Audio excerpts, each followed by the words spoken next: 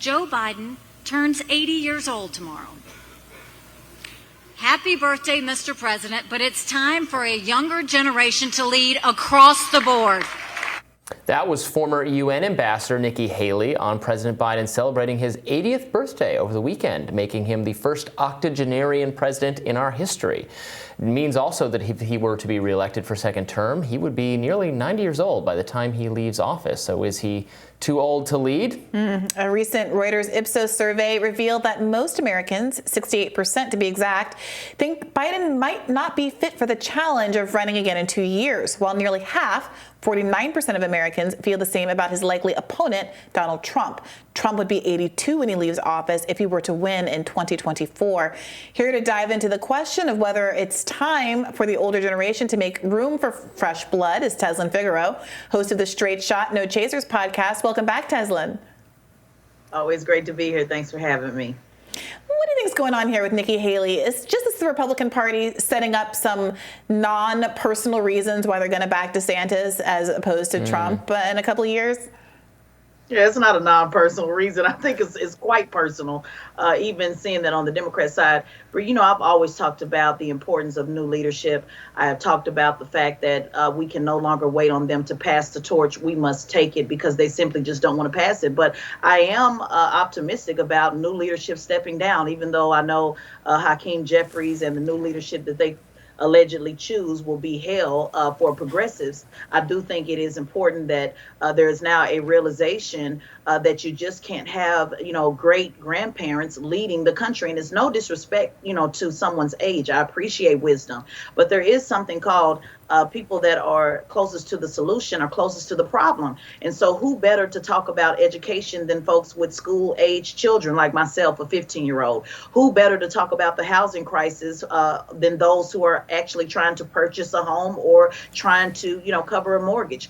Who better to talk about, what is going on in college than those who are coming straight out of college or in college? So when you talk about the problems as a whole, to be 2 or 3 generations removed from the problem, it just doesn't make sense. The average person in Congress is in their 80s, so I believe in term limits. I've always talked about that. And I think it's important that you have new leadership step forward. And what's so interesting, Bree, is they call younger leadership people in their 50s. So, right. So they're not even talking about, in their 30s or 40s. To them, young leadership, Nikki Haley, I believe, is 52 or 53. I don't want to misquote it, but to them, new leadership is in their 50s, half a century old. So we are far, removed from actually having new leadership that is actually living the problems that we talk about. Yeah, the average age of the people running our government in Congress, et cetera, the presidency has just gone way, way, way up over time. I mean, partly because people didn't used to live that long or reliably live that long. Some people live that long, but on the average has gone up. And I think the people in power have accrued more institutional power, have more staying power. So you have these leaders who can just stay in power forever and ever and ever. And you're right, it's an issue with letting new people come in and talk about issues that they know more about. I would add to that tech. We talk so much about social media, about tech and privacy and data and surveillance, all things that young people have a just much more intuitive understanding and grasp of, and people in their 80s have no idea. People in their 50s have no idea. People of our age have no idea about some of this stuff. Right. Well, look, Tezlyn, I like that point you made also about it not necessarily just being chronology, but that it's a kind of a closeness to these real world issues. And I wonder if some of the problem with Joe Biden is not just that he's old, but that he's been in Washington since he was, 30 years old approximately when he first got into Congress. Who do you see as a natural heir on the Democrat side? Because I think that part of what the problem is here for Democrats who might feel the same way, according to these polls, is that it's not exactly clear who would fill in for him. Certainly Kamala Harris has her issues. Yeah, to be honest with you, I don't think that the problem is not that the leadership is out there. We just don't see them. When you said, who do you see? How can you see when the same people are on the microphone all of the time? I'm not even talking about just in the politics, but even on social justice. You have the same leaders who are leading the same fight that they've been doing for over 50 years. And let's just be real about it. It's not even about them just living long. It's ego, Bree. This is about ego. power. And once you get so bought by people, and when I say bought, I don't mean literally somebody's, cashing you out. But once you owe favor after favor after favor, you never untangle yourself from that. And it doesn't take long to be bought, if you will. And I know the left always talks about that new leadership that came in and allegedly sold out in the first 365 days. So it doesn't take long, for somebody to cash you out.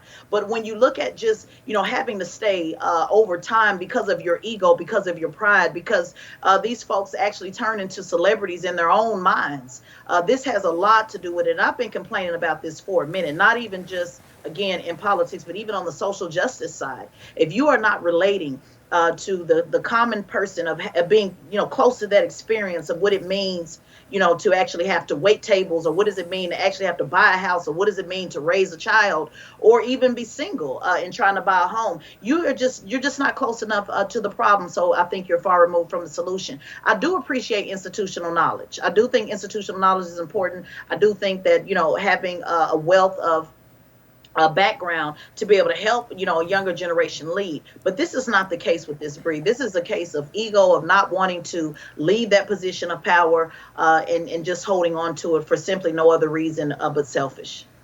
While most Americans think Biden is not up to the task of serving as president again, according to a USA Ipsos poll, 71% of Democrats feel he can win if he runs, and their confidence in the president seems to have improved from his standing in August. Well, I suspect that's because he kind of took home a win during the election. So is it the case that as long as Biden can still deliver, why there's going to be less of an argument to change, certainly to change directions, to change personalities, when Biden can, despite people's problems with his age, he got the party over the finish line here.